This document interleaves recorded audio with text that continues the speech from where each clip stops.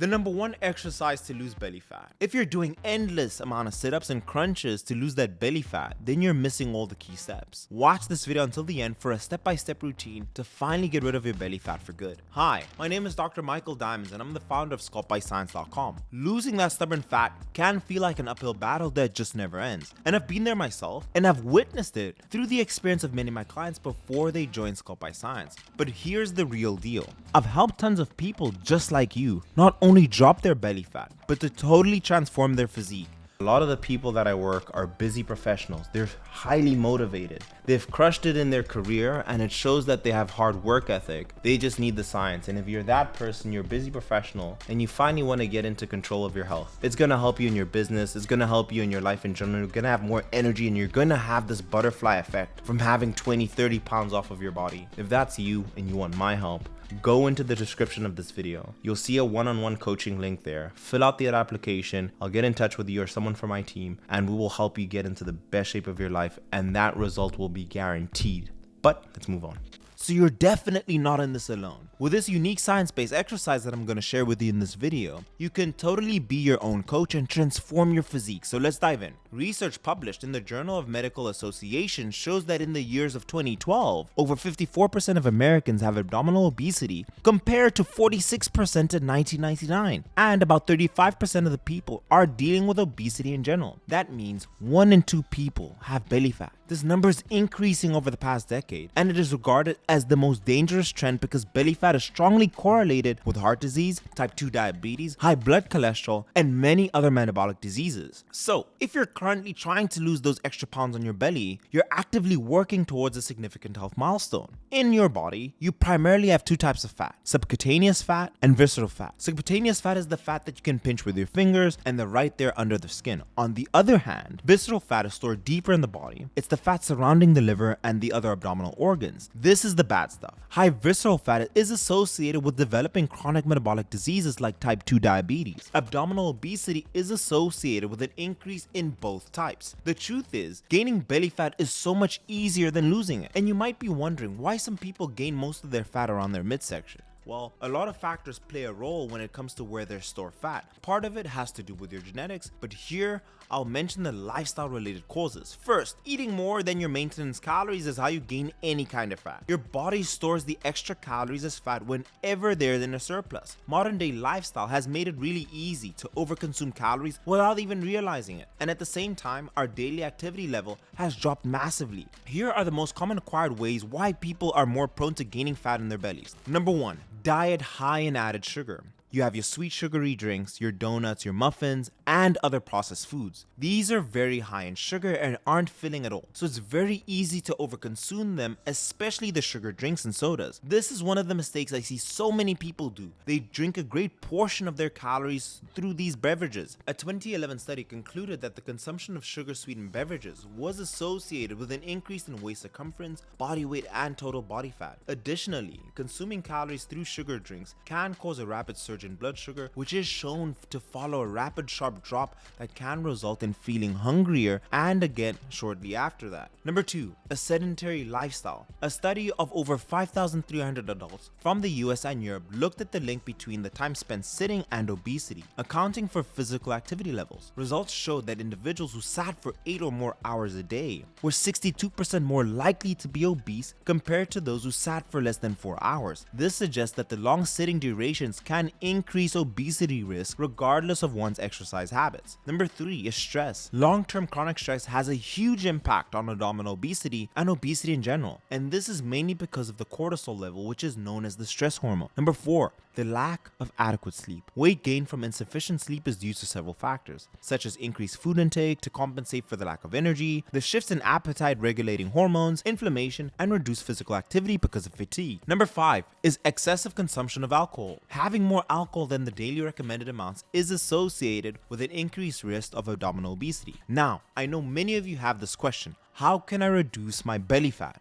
Unfortunately, spot reduction is a myth. Choosing a body part and trying to reduce the fat is not possible, because when you're burning fat, your body just doesn't pull from one area. It mobilizes fat as a whole across the entire body. So while doing crunches will strengthen the abdominal muscles underneath, they won't selectively burn the fat covering them. So let's get over the essential steps and the number one exercise you need to shed those extra pounds on your belly. The first rule for anyone trying to lose fat is to be in a caloric deficit. This is where the total calories burnt each day outweighs the calories you consume through your foods and drinks. Before you can aim for a caloric deficit, the first step is to calculate your maintenance calories. This is the number of calories your body needs to maintain its current weight. Next is to create a small deficit. Reduce 200 to 300 calories from your maintenance calories. Having sorted your diet and your calories, the next step is integrating effective exercises into your routine. The best and the most effective exercise to lose belly fat, it's not running. It's certainly not high intensity interval training. In fact, it's something you already do every day, and that's walking. Yes, as easy as that. Walking is the only exercise you need to lose belly fat. Walking is actually the main source of cardio I normally recommend for my clients for a number of reasons. Number one, it is highly sustainable. One of the key factors for successful fat loss is consistency. There's no point in starting cardio if it's not sustainable, because you need to be able to do it long enough for that stubborn belly fat to go away. Let me know in the comments down below. What cardio are you doing? How many steps are you getting? And I will tell you if you should do more steps. I'll tell you what cardio protocol you should follow. So comment down below, hey Dr. Mike, this is the cardio routine I'm doing, how many steps you're getting, or if you're doing just treadmill work, let me know and I'll tell you if you're doing enough. Let me know what your weight is, your age, your height. Give me all the information possible and I'll help you the best way I can. And let's be honest, running 5 times a week is very unlikely to be sustained and needs a lot of willpower. A lot of people try to do cardio to be in a caloric deficit to get rid of those stubborn fat tissue, but the truth is, walking is a smarter and more sustainable way to do this. In a study involving 379 sedentary adults, participants were asked to walk 30 minutes daily at different intensities and frequencies. Results revealed that those who were walking more frequently, let's say 5 to 7 days a week, at a moderate intensity, completed more exercises over the period of 6 months, while increasing intensity, on the other hand, actually decreased adherence, leading participants to complete less exercise overall. So it seems like for overall consistency, increasing the frequency of moderate exercise is better than increasing the intensity. 2, it taps mainly into fat stores. While walking, which is considered low to moderate intensity, our bodies predominantly rely on fat as a fuel source. So your body tends to burn fat over carbs for energy. While in high intensity activities like sprinting or high intensity interval training workouts, your body relies more heavily on glucose for quick bursts of energy and less on fat. So let's crunch some numbers. The number of calories a person burns while walking and running depends on several factors. It includes your body weight, the duration of the exercise, and the intensity of the activity.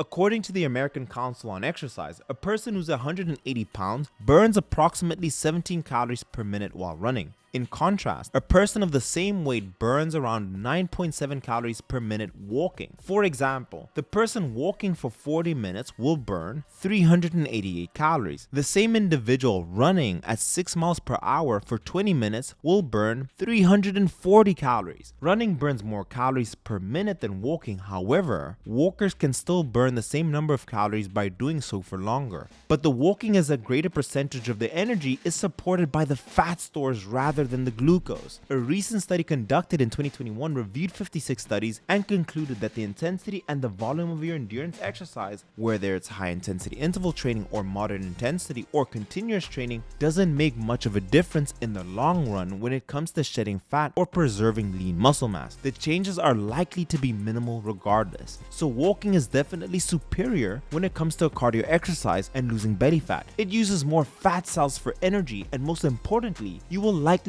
get more walking sessions done within a month than running. I personally had to learn this the hard way. I spent so much time running on the treadmill and expecting magic to happen. And after a short while, it became so hard to get in those cardio sessions within the week. Number 3, walking is easy and has low risk of injury. Walking is much easier on your body. You can also do it for a longer period without feeling as tired or fatigued as you might doing running. The low intensity nature of walking places less stress on your joints and muscles and makes it suitable for people of all ages and different fitness levels. Walking has a low injury risk between 1 to 5%, while running jumps that number up significantly with 20 to 70% chance of injuries like stress fractures and shin splints. Additionally, walking requires no special equipment and you can do it virtually anywhere, making it highly accessible. You can walk at your home, your garden, your park, or on the treadmill. plus is less likely to lead to injuries compared to those intense forms of exercise like running. And the beauty of walking is that you can easily adjust the intensity to suit your fitness level, or if you have a special condition that stopped you from being able to run, walking is a great replacement. But how much walking should we do to lose fat? This really depends on your current state of activity and your average daily steps. If your average step is 5,000 to start off with, gradually begin by adding 1,000 steps to your daily step count each week. So if you're at 5,000 steps today, target 6,000 next week, 7,000 the week after, and so on. The gradual increase not only makes the challenge more achievable, but also allows your body to adapt without being overwhelmed. The goal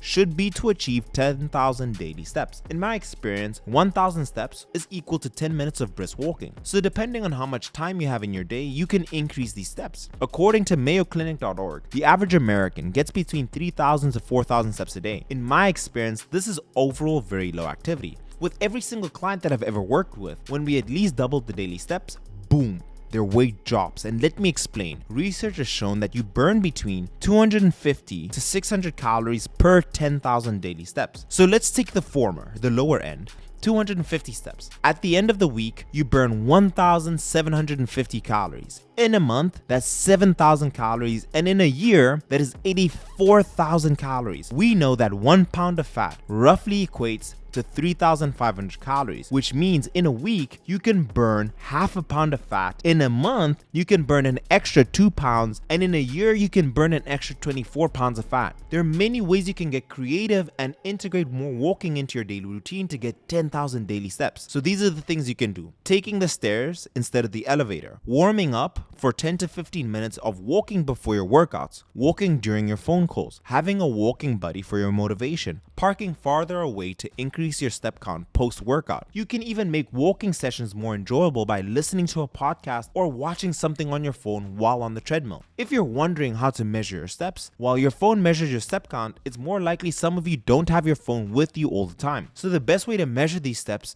and more accurately, is to use a wearable device. Many wearables can be paired with smartphones, allowing you to store data, see long-term trends, and even integrate with other health apps. Starting your fat loss journey is really all about setting achievable and measurable goals, and setting a step count and creating a small caloric deficit is manageable and achievable way to set your pace and track your progress. So I hope you enjoyed this video. That is the #1 way to lose belly fat. Before my client even works with me, I always tell them, hey, your first order of business is to hit 8,000 steps. I really mean it. Make this one of the biggest priorities. I don't want you to be running on the treadmill. Once you have your caloric deficit sorted out, focus in on getting those 8,000 daily steps. And I even tell my clients when they finish working with me, that's your insurance policy to maintain your progress. Let me know in the comment section down below, how many steps are you getting? And I'll let you know if your cardio routine is any good or not. And if you have any other general questions you want me to coach you, I'm in the comment section down below. And if you did enjoy this video, leave it with a thumbs up. And these 2 videos are amazing in terms of fat loss. I'll see you in the next video. Cheers.